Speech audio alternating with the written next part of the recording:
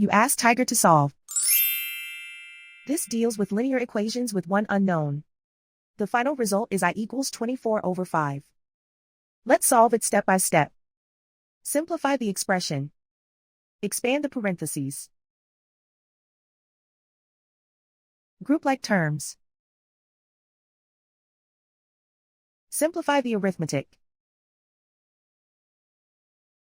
Group all constants on the right side of the equation.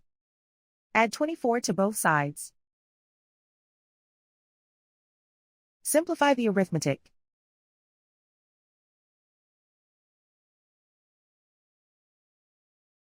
Isolate the I. Divide both sides by 5. Simplify the fraction. And so the final result is I equals 24/5.